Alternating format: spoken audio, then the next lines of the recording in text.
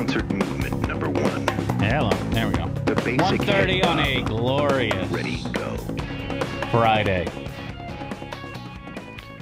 Coming up on the show today, and Romney, we'll talk about it being hard. Rush Limbaugh discusses why it's soft, and Mitt is showing off to the entire world. I think that pretty much sums up today. And of course, I was right. Oh, boy, I hate it when that... It's hard. That's the... And we'll get to that. First, the big breaking news here in about half an hour. Let's backtrack real quick. Friday is a news dump day. Fewer people watch the evening news. No one reads the Saturday newspaper. If you're going to, say, admit to killing Nicole Brown Simpson or something, Friday's the best day to do it. By then, something will have moved on. You're probably not going to lead the Sunday papers. And by Monday, it's a brand new news cycle. So this is, the Friday afternoon news dump is sort of a grand tradition in business and politics, you name it. If you want to put something out there but have as few people as possible pay attention to it, you do it on a Friday night. In this case, and I'm pretty sure this is big enough to overcome that. The Romney campaign announced about an hour ago that in a half hour, they're going to release Mitt's 2011 tax returns, along with, and here's the interesting part, a letter from his tax preparer describing his rates from 1990 into 2009. Few issues here. One, that kind of whiff of desperation. One area where Mitt Romney has stood firm on his beliefs. And you really can't say this about a whole heck of a lot of issues, that he's not going to release his tax returns. So they're coming out today at 2 o'clock Eastern, but we already kind of have the headlines. In 2011, Mitt paid a tax rate of 14.1%. Less than Social Security, Medicare, that even a good chunk of the 47% pay. But that's neither here nor there. Here's the fun part. Mitt has been saying for months now that he never paid less than 13%. I'm sure you've heard it bandied about here and there. Mitt never paid less than 13% in taxes. And according to Price Waterhouse, that's true. But how did he get there? In 2011, this is the return that's going to come out here in 25 minutes or so, Mitt Romney did not claim $1.75 million in charitable deductions. He just didn't take the credit for it. I gave $4 million, we're going to count, 2.25. And there's a very important reason for this. If he had taken the full deduction that he is allowed by law, it would have dropped him under that 13% that he claimed to never pay less than. So he literally engineered his own tax rate. I mean, yeah, I know, tough being rich. But I guess that's one way to further your talking point.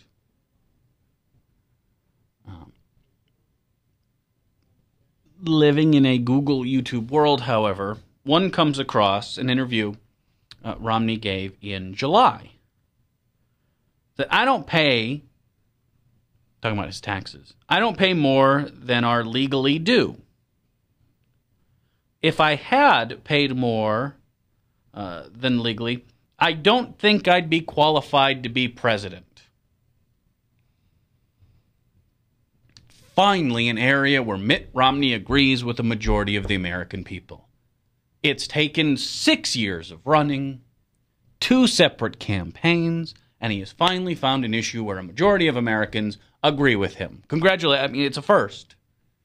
I, too, don't believe Mitt Romney is qualified to be president. So he and I are on the same page here. But by his own definition,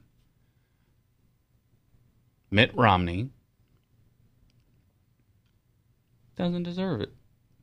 Isn't qualified. Now, truth be told, I believe that Mitt Romney isn't qualified to be president for a myriad of different reasons. But, I mean, 1.75 million. I'm just going to not take that deduction. I know this is a problem you and I have every, tax day. I mean, Maddie, you didn't take your 1.75 million in charitable deductions. I didn't, it left a bad taste in my mouth. After I got my $77,000 for my dressage horse, I figured that was enough. I want to pay my fair share. So he literally created his own tax rate. What do you want it to be? And I know the tax code is complicated. It's large. It's filled with some of the best loopholes money can buy. I never knew it was a choose-your-own-adventure book.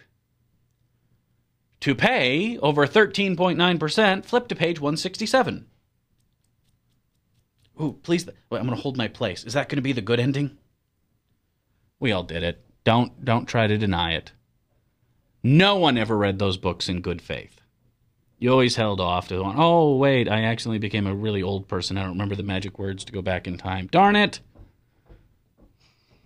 Or then that would be the ending where you would become like a big baby and your brain wasn't functioning and you couldn't pronounce the words, and next thing you know, you were forgetting them. And those were great books. Do they still make those? Well, Maddie, you're significantly younger than myself. When you were in like elementary and middle school, did they still have Choose Your Own Adventure books in the school library? We read a lot of them in middle school. It was sixth grade. That was like 4 years ago for you. I'm 18. I was 11. Okay, so at least in the last decade. Okay, so they're probably still putting those things out. Did you still do the Scholastic book fairs too? Remember they would bring the big cases of books? Huh? What? Yeah. Microphone to amplify voice. That's the best way to do it, I found. They're book orders now. They're like catalogs, and then you order them, and then they bring them. Oh, man, when I was at like Crossroads Park, they would have like they would set up like it was like a horseshoe of cases, and it would be filled with books and periodicals. And it depends on the schools, because I think Southeast Polk might have like a book fair once a year, and I know that Des Moines Public Schools, they have like a program where they give one book to a student for free. I don't know if Scholastic does that, but like they set up a whole bunch of books in the library, and you can go in and you can pick out a book.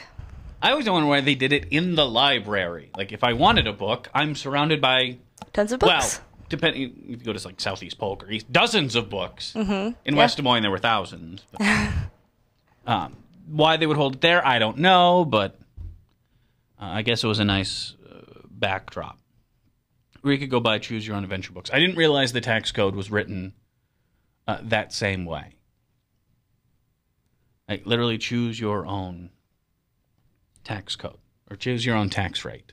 Which one will look best politically? I would have gone for like 16% to try to take away the I pay less, than the working poor route. But maybe I'm more cynical than Mitt Romney. The interesting thing here is that he's not releasing his returns from 1990 to 2009. And to be honest, the only one at all in any way, shape, or form I'm interested in is the 2009. And I don't think there is a chance in Hades we will ever see that return. For a very simple reason. And that is the year of the Swiss bank account amnesty from the IRS. In addition to, did you make money off the crash? Did you carry over losses so you paid no taxes in 2009? Those, I think, would all be forgivable. And I've laid out this theory before, but for the new kids to class, here's how it works. Mitt Romney knew he was running for president. Gave the McCain campaign, I think, 20 or 23 years. Gave him a lot of tax returns to look over. Now, when he didn't win the nomination in 2008, it was probably a safe bet that he was the presumptive candidate. He was next in line, someone that historically Republicans have loved to put up there. So you wouldn't do anything from 2008 to when the campaign started in later 2008. Why wouldn't Mitt Romney have gussied up and donate this much and count this much? It would have been very easy to manicure his tax returns to make them, look better, give them better optics. And as we learned today, he's certainly not above doing that. A month ago, this was conjecture. Today, we have proof. What he could not have anticipated, what he could not have planned for, wasn't in the syllabus,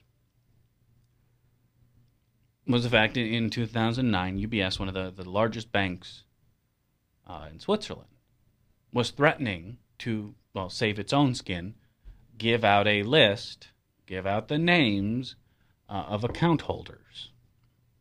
Now, because these are mostly very, very rich people, the thought of coming down on them with a, angry fist of God, it wasn't like they were holding like a dime bag or something. These are people that, to persecute and go after. Financial miscreants, well, that's a whole other story. So instead of coming down like an angry wrath of God, a plan was devised. And for a limited window,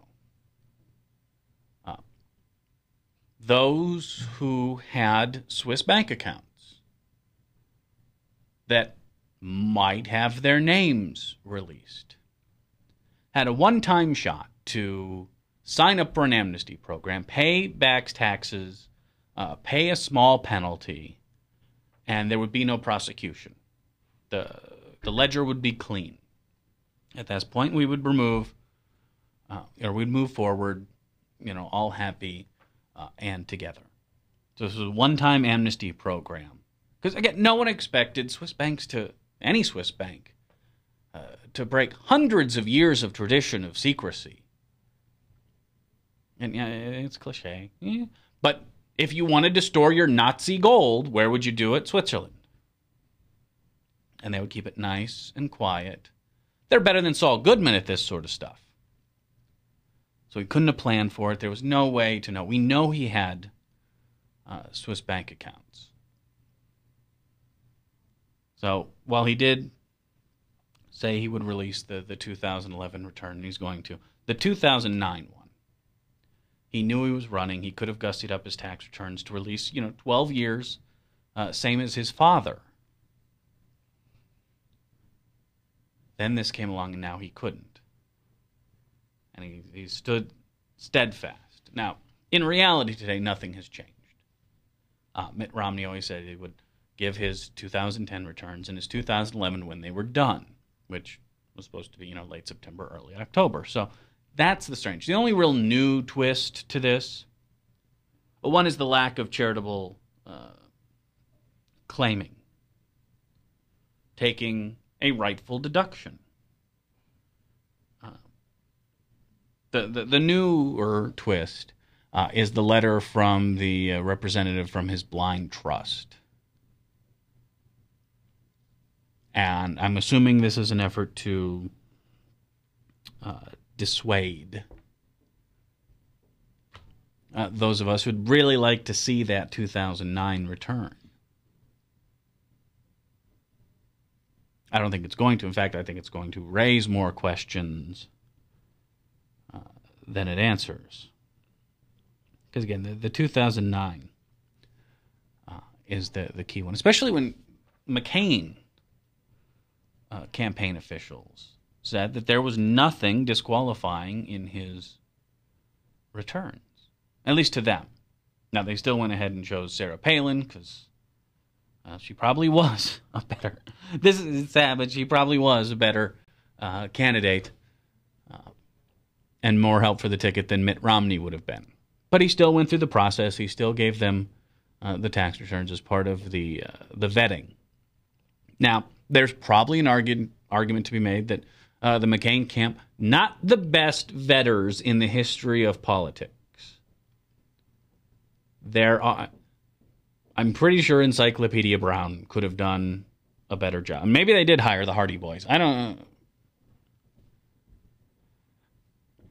Yes, the Palin pick was a rush job and a cynical ploy to re-energize the base that had already sniffed, loserdom, and they needed to fire him up because it's really hard to get those people re-engaged once they check out. But there was nothing, at least on the face, and this is according to McCain staffers, that would disqualify Mitt Romney. Well, what happened between, say, 2008 and 2000? That would be 2009. And that's the release we'll never see.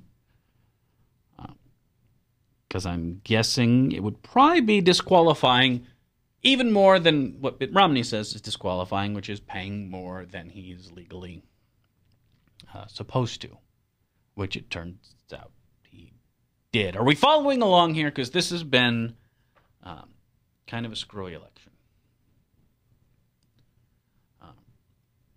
Now, as we move, we're into late September now. 6 weeks to go until election 2008, and things are starting to take form. And I gotta admit, up until last night, I was feeling a little nervous. Not about the election. I think that's a done deal, barring unknowns.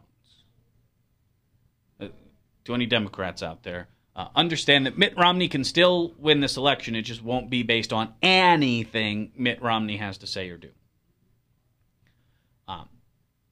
It's the unknown. If I was, channeling Josh on the West Wing, it would be the unknown column. Good luck predicting that. Maybe Sylvia Brown can help you out.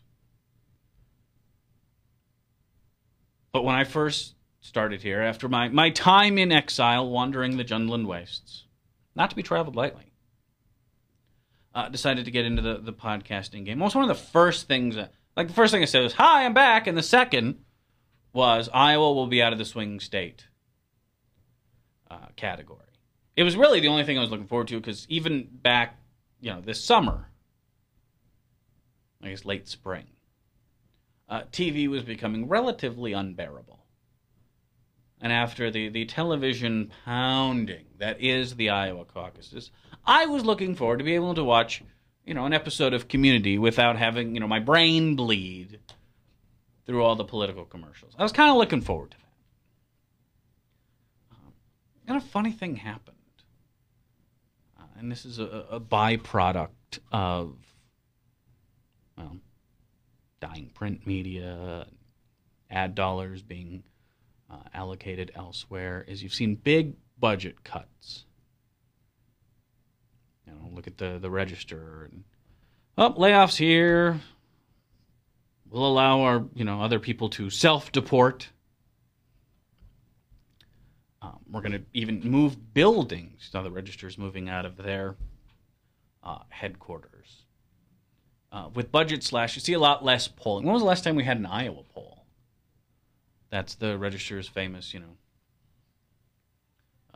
and respected, for the most part, polling of the state. Haven't seen a whole lot of polling here till last night. Wall Street Journal, New York, Wall Street Journal, NBC, I'm sorry, with a swing state poll, and it showed Romney up 5 in Colorado, and more importantly, Romney losing by 5 in Colorado. Barack Obama with an 8-point lead, 50-42 in the state of Iowa. Called it! 8 points means not a swing state. And I have yet to hear a leak of anybody's internal polls here in the state. But the president's trips are certainly paying off. Again, the Romney camp is doing everything they can to help the president. But we'll look at some of the purple state numbers. And again, I was never truly concerned that Iowa would go Romney. Again, you don't only have me pushing against him. You have the theocrats, the fundies, and the nut jobs who have been bashing Romney since the beginning. So we'll talk about all of that and more when we come back. Email me, radiobradshaw@gmail.com. Any lauding you want to do, any bowing, I'm certainly open to that. My amazing Kreskin-like powers of deduction and discerning of the future. Maybe I'll help you out. I don't do lottery numbers, but I'll see what I can do. Email me, radiobradshaw@gmail.com. Follow me on Twitter, twitter.com/radiobradshaw, or just go to thebradshawshow.com under construction. So it's www.thebradshawshow.com for almost all of your Bradshaw needs. I don't do Windows, and I'm not taking any shopping. All right. Be back right after this on thebradshawshow.com and Webcast 1 Live. Thanks for watching. From the RE/MAX Real Estate Concept Studios, this is Webcast 1 Live. This moment of silence brought to you by Tally's Restaurant Bar and Catering, home of Des Moines' premier rooftop dining experience. Located in the heart of Beaverdale, Tally's offers speedy and affordable rooftop lunch, catering for events both large and small, innovative cuisine, as well as vegetarian and gluten-free menus. Come to Tally's for live music, dry-aged steaks, Sunday brunch, and all-you-can-eat ribs every Monday night. Tally's Restaurant Bar and Catering at 2712 Beaver Avenue. Call 279-2067. That's 279-2067. With warm weather finally here, it's time to think about upgrading the efficiency of your furnace and air conditioner. Leonard Tinker Heating and Cooling has provided honest, competent service for over 20 years. Whether it's your home or business, for repair work or to install a more energy-efficient furnace or air conditioner, call Leonard Tinker at 263-0422. That's 263-0422. For honest, competent heating and cooling service, call Leonard Tinker at 263-0422. Community CPA is the 15th largest CPA firm in Iowa, providing audit, tax, and accounting services. Community CPA specializes in international tax treaty and double taxation avoidance among countries and states. 9 dedicated, experienced, hardworking staff are the company's foundation, and their compassion towards every client is the secret behind Community CPA's success. At Community CPA, you can expect quality service year-round. Call 288-3188. Community CPA, 3816 Ingersoll. Experience the difference. Times are tough, and most people are just trying to make their cars last a little bit longer. That's why you should know about Sargent's Garage in Des Moines. You can trust Sargent's to make the right diagnosis and give you a fair price. Whether it's a routine oil change or a major repair, Sargent's always does outstanding work. So don't give up on that old car just yet. Call Sargent's Garage at 246-8149. That's 246-8149 for Sargent's Garage.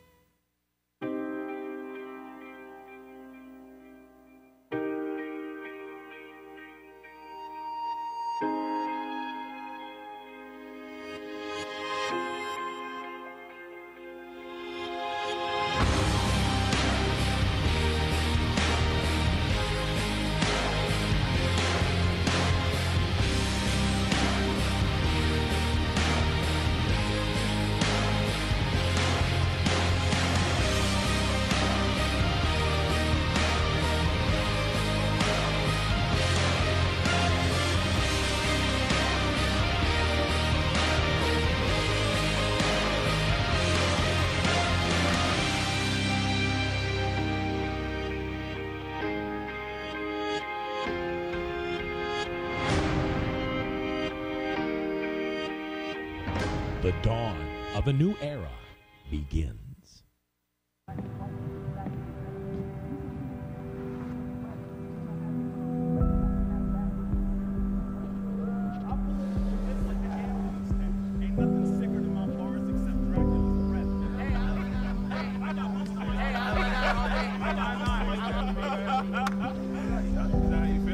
Feeling alone? God knows and He understands. Chat now with someone who cares at groundwire.net. Well, hi, I'm Rob Spearman. I'm a broker owner of RE/MAX Real Estate Concepts in Des Moines, Iowa. Give us a call if you're looking at buying or selling a home, or if you're having trouble on your mortgage payments or looking to purchase foreclosures. We have the agents to help you, experienced, outstanding agents. Our office number is 515-276-2872. Or if you'd like to look at homes, go to our website, homeconnectusa.com. From the RE/MAX Real Estate Concept Studios, this is Webcast One Live.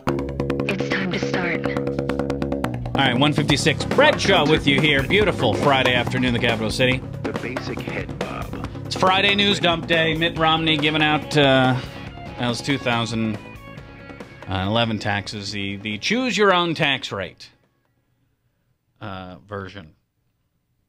We'll never see the 2009 returns, which kind of makes me sad. But the news of lasting import. And you know things are going bad for the Romney campaign when they intentionally bring up the tax returns issue. And this came yesterday in Iowa. Again, called it. 8-point lead. 50-42. Wisconsin and Colorado, 40-45. This is the latest NBC News Wall Street Journal poll. And when they break it down, in Colorado, we are a Caucasian state. In Colorado, which is a little more diverse, the president is pulling in 73% of the Latino vote. 6 points better than he did nationally in 2008.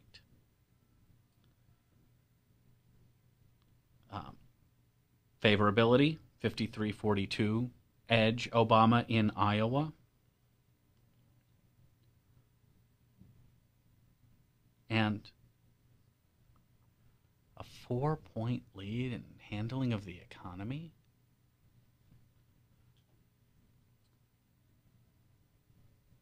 God, election night's going to be fun. My button's not working. There we go. Frank, how is the angry Iowan handling this news? So using George Tenet phraseology, you pretty well think it's a slam dunk for Iowa, huh? Again, I think there's absolutely a chance Mitt Romney could win the election. It just won't be based on anything Mitt Romney does.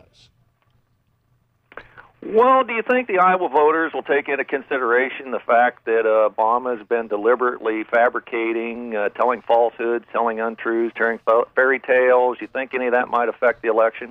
No, because honestly, what's new about those claims from the right? They've been saying it since before he was even inaugurated. Well, let me give you a couple examples. Frank, what's the definition of insanity?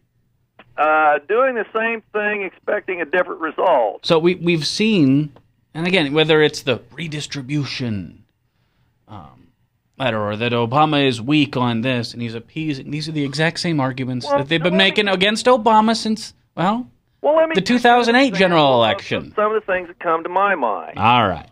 Shovel-ready jobs. All right.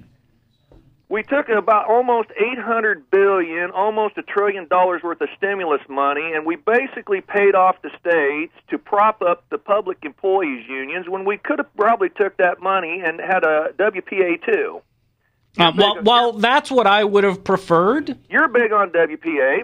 I don't think it would have ever passed. Is the problem? We already turned a quarter of that $800 billion, and we took it and turned it from aid to states, for example, and instead changed it into a tax cut, which has a much lower return on investment. This was part of Obama's, kind of fetish for reaching across the aisle and bipartisanship in an attempt to get Republican votes. When he gets a real chance at shovel-ready jobs, Keystone Pipeline, which the Democratic unions would like to have, he snubs his nose at that. Now, and we'll get the Keystone Pipeline, but in its altered, more environmentally friendly form after the election. But the falsehood part is that he finally owned up that there were no shovel-ready projects and kind of snickered about it.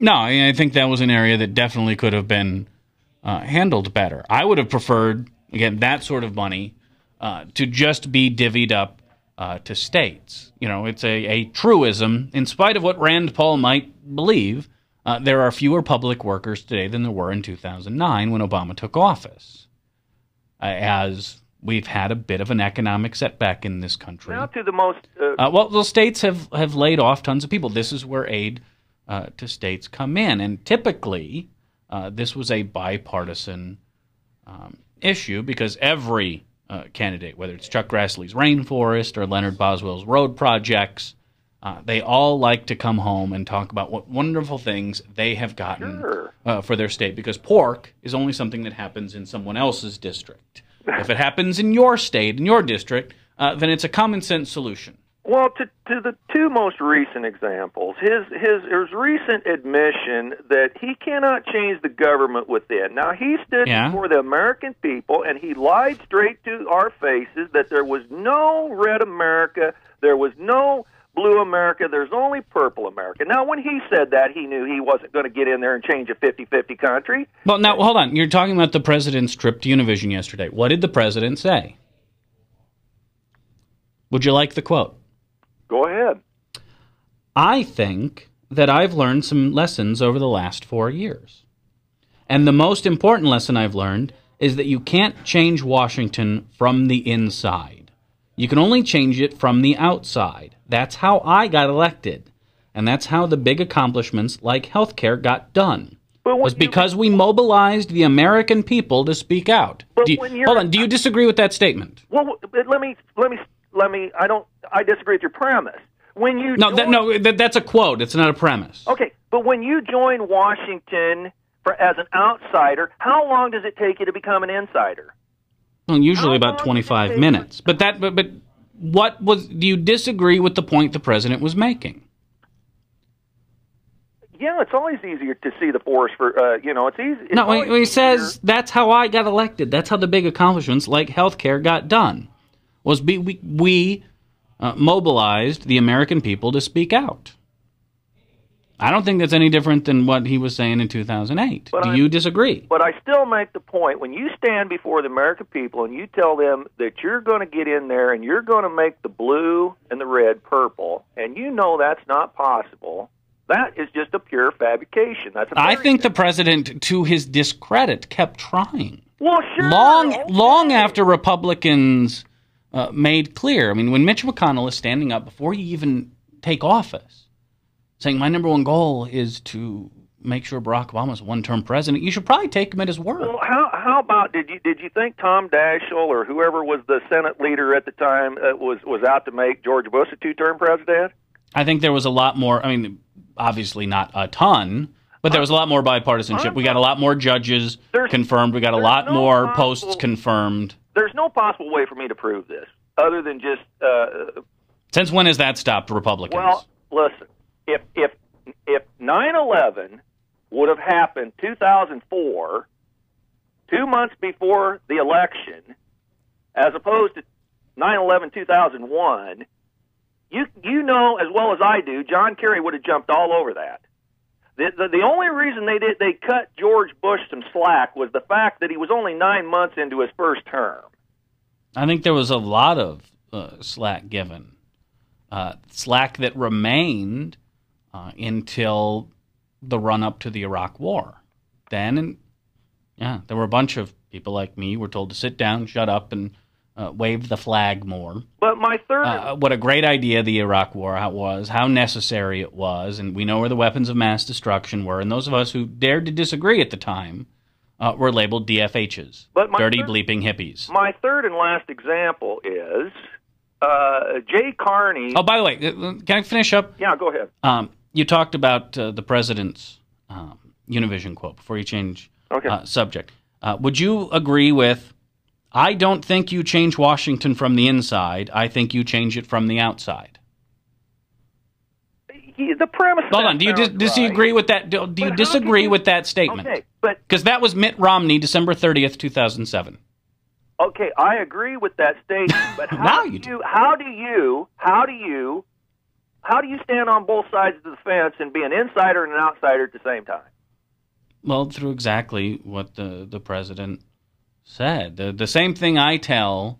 But when for example, when I get a call from the DCCC asking for money, and I tell them no. And I tell them no for a very simple reason. There's a good chance that some of that money could end up in Leonard Boswell's pockets, and I don't like that. So I'm going to give directly to the candidates that I like, that I want to reward good behavior. I'll send my money to Elizabeth Warren in Massachusetts, or even Alan Grayson down in Florida. When he promised all this change, why didn't he, note to the American people that this has to be done by an outsider? Because if I get in there and I become an insider, how long is it going to take me to start smelling like the swamp? He should have been able to read the future. I'm trying to figure out what your point is, Frank, and I think you are too. My point is Obama. In other words, when he was running as candidate Obama and he was promising all this change that I suggest he knew wouldn't happen. Now he's saying, well, you got to be a outsider to institute this change. Well, if he knows that now, he knew that then. I think he made that point then. I think he said, we all need to do this. It's not just me. I need all of you.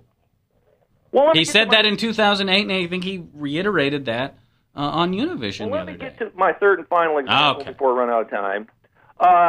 This Jay Carney yesterday, for a week now, they've been basically stalling. And finally, Jay Carney yesterday admitted that this was a terrorist attack, and it was self-evident. Now, Susan Rice, over the weekend on the talk shows, as I told you earlier this week, basically said this was spontaneous combustion, a movie trailer that had been released in July. But it took till September 11th for this combustion to all of a sudden explode into violence. And that's what I heard on Sean Hannity yesterday, and they're leaving out one key fact, is that prior to September 11th, like the week of, it was translated into Arabic and shown on Egyptian television. Now, why wouldn't Sean Hannity tell us that little bit?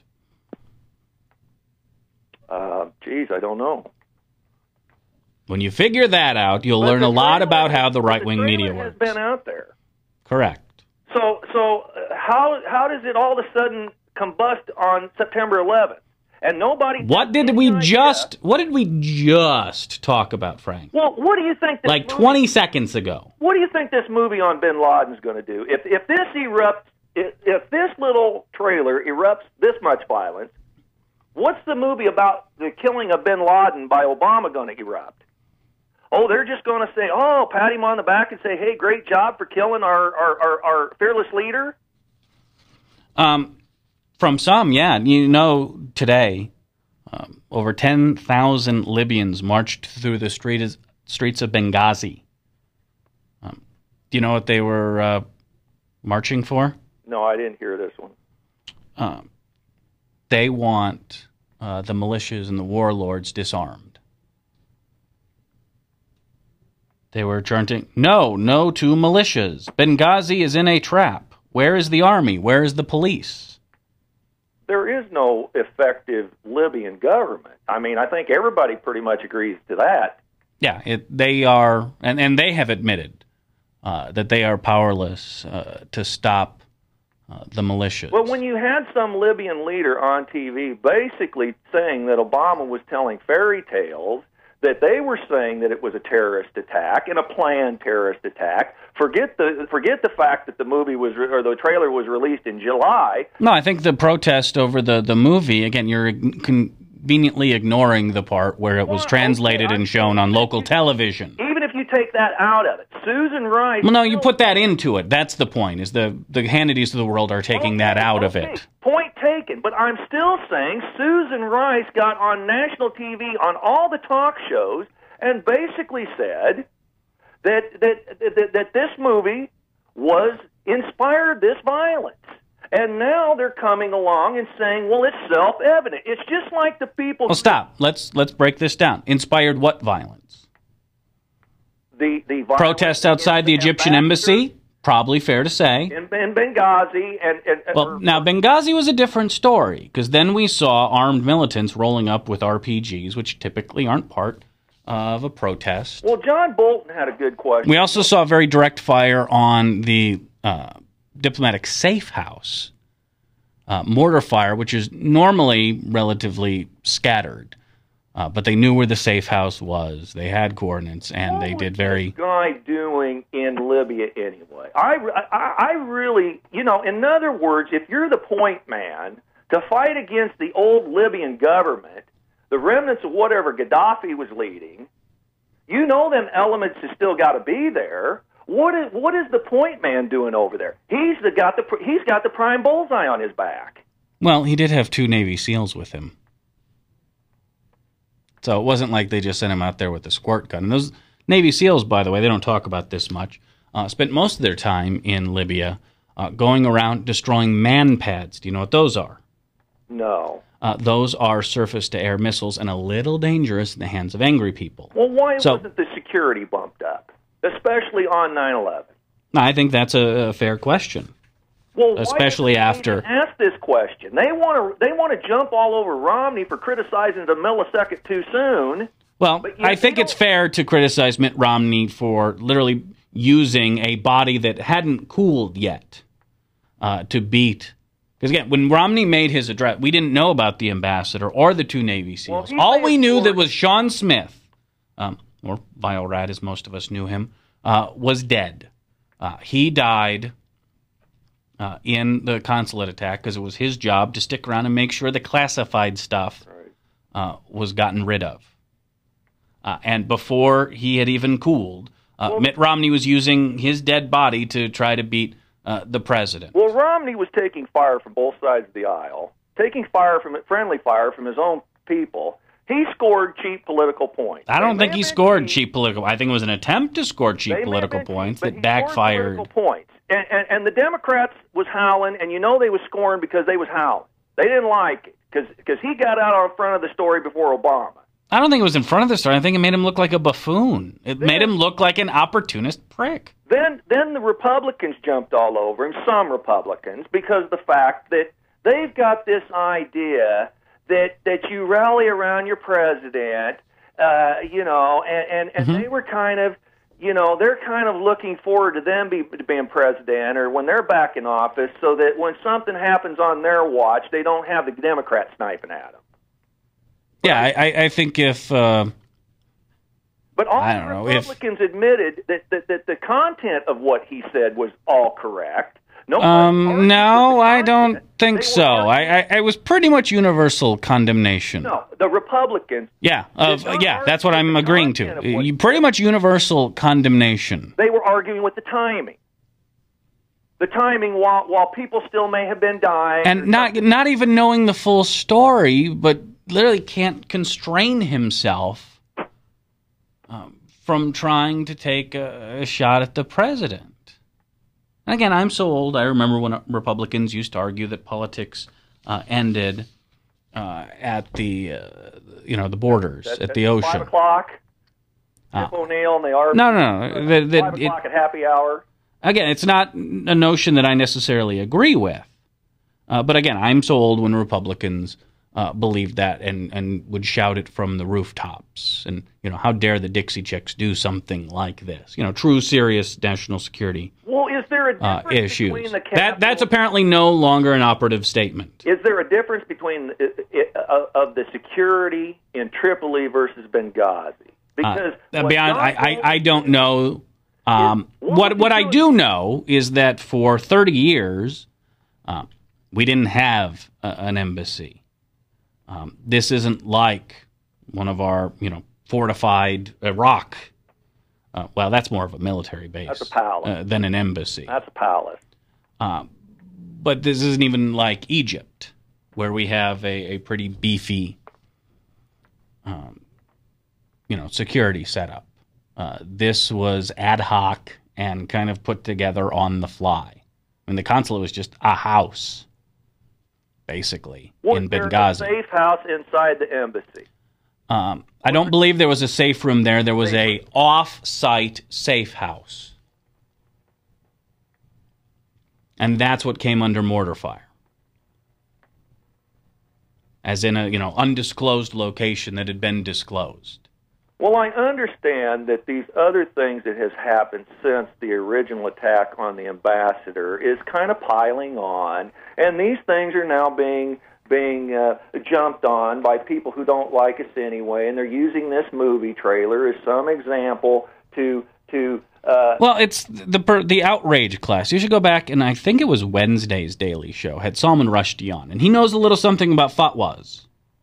Yeah, I Rushdie in the cartoons and had a fatwa against him. Yeah. No, it was a book. Well, not the cartoons. It was the Satanic Verses, and he talks about what it's like to, get a phone call from the BBC.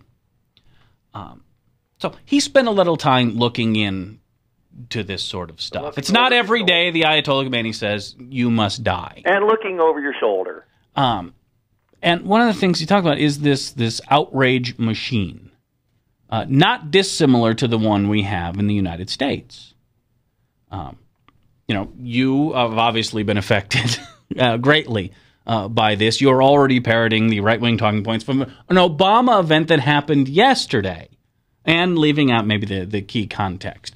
It's no different over there. And there are people who use any opportunity Let me get in this point before I forget. Gain influence, gain Let me give control. you an example of what happened during the Clinton administration. When it was becoming very evident that Bill Clinton couldn't keep a certain part of his body in his pants. What is the Republican fascination with Bill Clinton's wiener? Okay.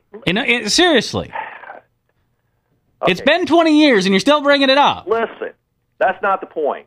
The point is that when people were jumping on this and people were defending him, then when it became painfully obvious that George Stephanopoulos could no longer defend him, James Carville would probably defend him to the death, but when Begala jumped ship, Stephanopoulos jumped ship, some of the other guys jumped ship, then you had certain people like Susan Estrich come on, you had people like Eleanor Cliff come on, you had other people that said, well, what's new here? We all knew he was a skirt chaser.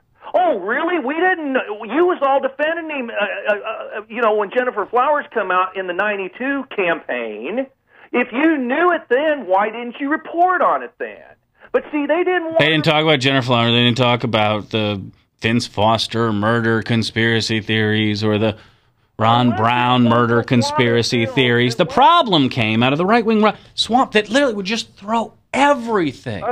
It's outrage fatigue, Frank. If there wouldn't have been a wad of bills, excuse the pun, on a certain blue dress, they still would have denied that he was a skirt chaser. But when it became painfully obvious that they could no longer deny the obvious, then they come up with this theory, well, we all knew all along he was a skirt chaser. Okay, here's the bigger point. So it's the same thing now. Jay Carney's now saying that it's self-evident, you idiots, this is a terrorist attack, when they've been denying it Frank, all up until yesterday. You're buying the Kool-Aid. You got... Jay Carney didn't say that yesterday? Frank, I can hear your blood pressure rising. Yeah? Nothing good comes from listening to Beck, Hannity, or Limbaugh. Nothing. No insight to be gained. Don't listen to Beck. Well, you can. They took him off the radio here, too. Believe it or not, I listen to a lot of people. I listen to Bill Moyers. I listen to Chris Matthews. I listen to a lot of lefties. I don't just listen to right-wing talk. I want to hear what the other side has to say. No, but you regurgitate that a lot. Frank, we've been at this a long time.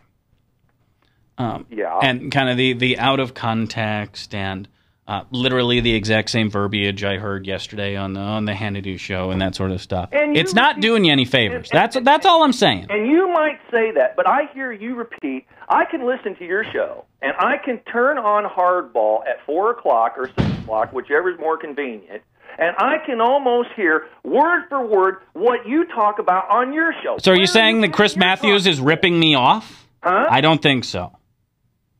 It's as George Patton said, when everybody thinks alike, nobody's thinking. And you lefties are all thinking alike, so obviously nobody's thinking over there. You may think nobody's thinking on the right side. I know no one's thinking on the right. Well, that's not true. There are a number of people thinking, oh my God, how do I get off this sinking ship on the right side? Guys like Tommy Thompson. Even Herman Cain threw Romney under the bus today. Who did? Herman Cain. I didn't hear it. 999 said that he would be doing better than Romney in the polls. Tommy Thompson said he'd be doing better in his Senate race without Romney on the ticket. But you can't excuse to me what Susan Rice said on. Well, give me the exact quote. I'll break it down for you because I've been very consistent from the beginning. This was a terrorist attack. This was a group of armed militants taking advantage of a handful of protesters and using them as cover for a military-style attack on our consulate. So now I've said that from the beginning. I said that the day after the attack. Now, wait a minute. Did I just hear you call it a diversion? It was a diversionary tactic for this terrorist attack. No, they were using them as cover. There's a protest going on. You watched Crocodile Dundee, and he wanted to go storm for his girlfriend, and he had to have some people to come over and create a diversion so he could get in and storm for his girlfriend. Same principle. They're capitalizing, or they're putting these clowns up to this protest so they can get in and kill this guy. And this was denied and denied and denied and denied until Jay Carney says it's self-evident. Well, didn't you know? We all knew that. That's just like what they said about Bill Clinton. We all knew he was a skirt chaser. Frank, you're commingling points here. I'm trying to give you an example of. Did Jay Carney disagree with the statement I just made? Did his assessment? Did Susan Rice repeat what you just said? There was a protest going on. There were locals that were upset about this film, which had recently been translated and played over satellite television in the Middle East. Okay. Now, armed militants, militia members, who have been attacking Red Cross outlets, for example, and have been generally a pain in the ass in Benghazi since the uprising, used that as cover for a military-style attack on our consulate. And you believe that? Yes. I've said it since the day it happened. You think that that's the best evidence we have. They saw this opportunity and jumped on an opportunity to go do this, and there was no planning because everybody. Oh, I didn't say that, Frank. Don't put words in my mouth. I didn't say there was no planning. I said armed militants used these protests as cover. There is a protest going on. Let me ask you a question, Swami. If there wouldn't have been this diversion of this movie trailer, do you think the attack would have happened anyway? I don't know. Well, now you led me to believe at the start of your show that you could prognosticate the future, predict some football games. No, I didn't say football games, and I specifically said no lottery numbers. Point spreads for the weekend. But you're not asking me to look into the future. You're asking me to look into the past. Look, the root of the issue is this. Republicans, for the first time in my memory, can't run with a significant lead on national defense. That's always been their calling card. From Reagan to even Bush to even the other Bush. It has always been a winning issue for them. It's always been one of those things, if the topic is national defense, Republicans win. That's not the case in 2012, and they're looking to make any ground they can. It's hard to make the appeaser argument that Romney tried to make. Because he's with a dead Bin Laden and Hellfire missiles falling all over the Middle East. He killed Bin Laden, and he's had a few drone strikes, does not cover everything in his foreign policy. It's hard. How about his stance? How many Jews do you think is going to come out and vote for him in Florida, or sit home because of his A majority are going to vote for him in Florida. Because of his stance on the 68 border? Yeah, he said the exact same thing Netanyahu said in a statement with Hillary Clinton. Because I tend to believe things that are more conservative. You tend to. Well, you're wrong, and I tend to go with reality. That works out well for me. Yeah. I have found that's the best route. What do you know for a fact that you haven't been told or learned in a book or read or heard somewhere? But is learning a bad thing now? You wouldn't even know your name. You wouldn't know your first name if your mother hadn't told you, started calling you your first name when you was born. But the empirical evidence leads me to believe that my name is actually Bradshaw. Do you need a long-form birth certificate? I know your type typically requests these sorts of things. No one in this world knows anything that they have not read or learned in a book. So you're criticizing me for picking up on what you perceive as right-wing talking points, and I'm turning the tables on you and saying you're doing the same thing on the left. Yeah, except mine tend to work out. That is part of being in the reality-based community. If you want to believe that, you can believe that. If I want to believe what I believe, I can believe You that. are absolutely entitled to your own beliefs. You are not entitled to your own facts. Susan Rice got on TV Sunday. Okay, what exactly did she say? Not your paraphrased version. Find me the quote. Email it to me. We'll talk about it. All right. I'd be more than happy to discuss it. I'll try. All right. Rather than, the whatever you've gotten from, I listened to the show. I listened to her talk. All right, send me the exact quote and we'll talk about it. I can't tell you the exact quote, but the first words out of her mouth to David Gregory was she was saying that the movie trailer was the reason for the violence that had broke out, and then she said, but that's no excuse for the violence. The next words out of her mouth was after she offered an excuse, she said, well, now there's no... No, there's a difference between an explanation and an excuse, and that's part of framing and perspective and where you're coming from. An explanation, in this, as far Frank. as I'm concerned, is an excuse. Because what you should have said is... Well, here's the problem. If you don't try to understand it, how are you supposed to stop it or deal with it? We fought wars in this country... Stop, Frank. If you don't try to understand something... nobody needs to give any explanation to any foreign leader for our right in this country to have free speech. This guy, while it may have been despicable, is free to say whatever he wants to about Muhammad, and we will... Who's saying that he's not? And fight for his right. Frank, straw man. Who's saying that he's not? Because they're saying that this is despicable, but this caused the violence. They're offering it as an excuse. Okay, so when the Romney campaign says that he disagrees and finds the video despicable, is he apologizing for America? If you just left it at the movie is despicable, that's fine. If you just say, hey, the movie's despicable, but if you follow it up by saying, but we in this country have something we call free speech, and while you may find it despicable, tough titty.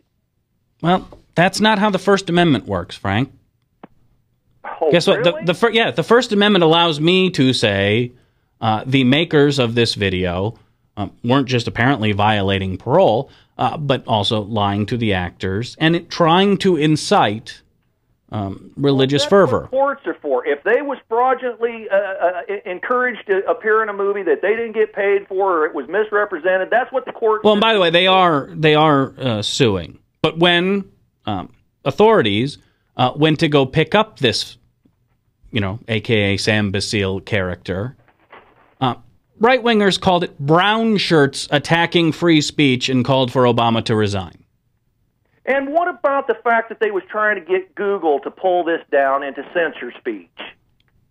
We've seen that happen. Now, I'm not a big fan of that. I mean, you obviously shouldn't like that. I just said I'm not a fan of it. Frank, I just said I'm not a fan of that. Okay. So stand up for it. Let's agree on something.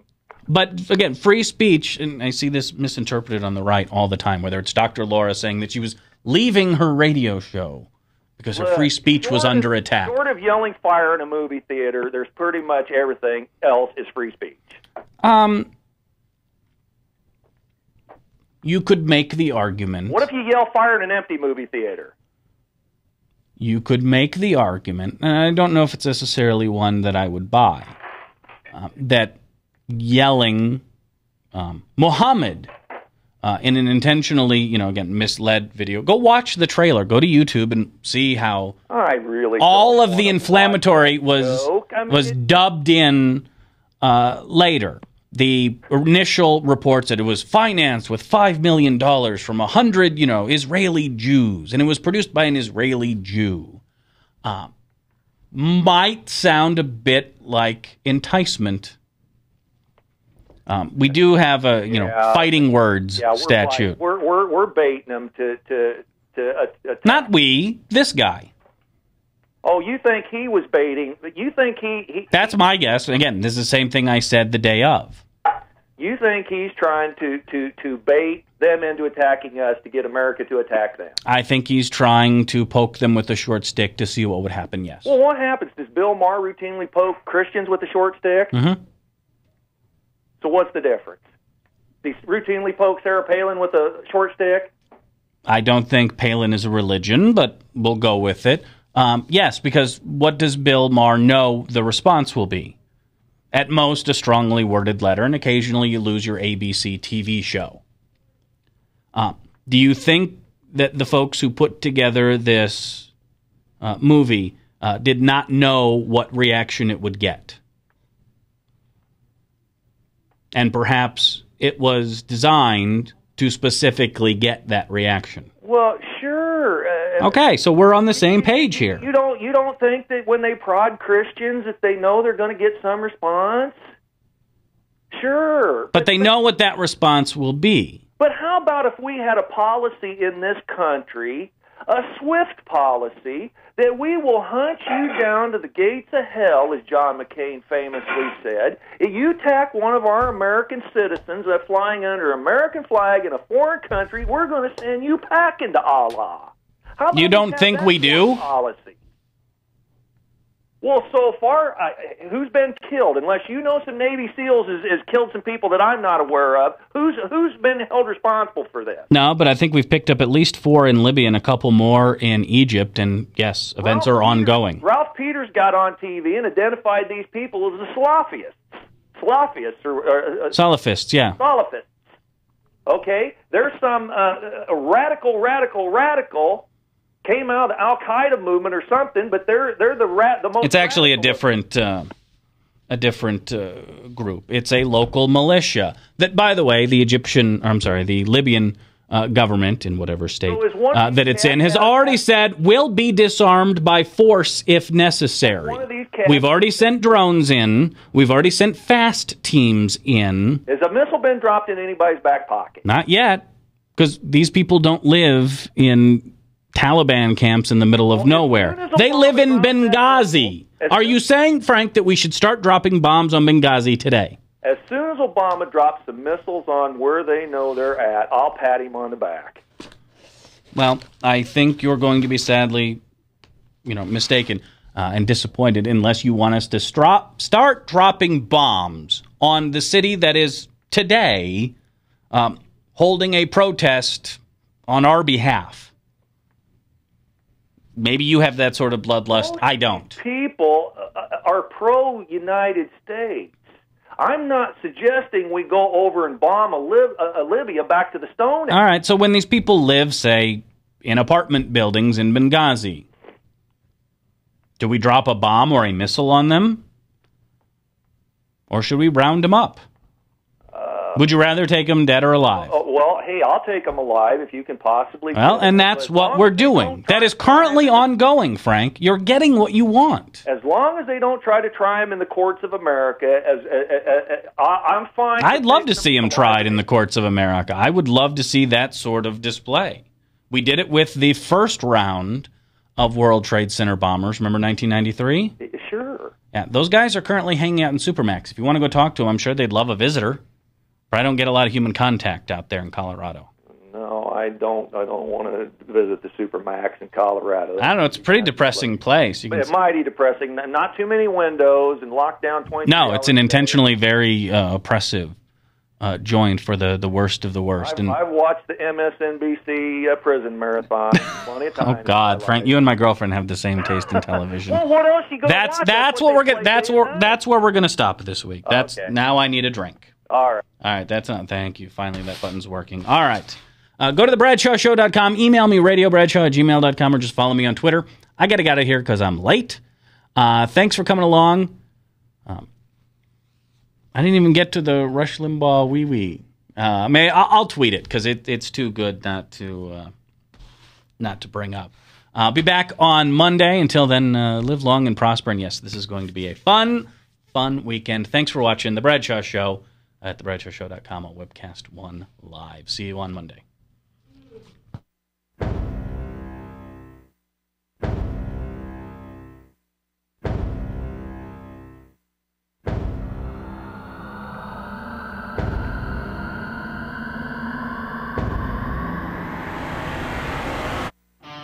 I'm just saying.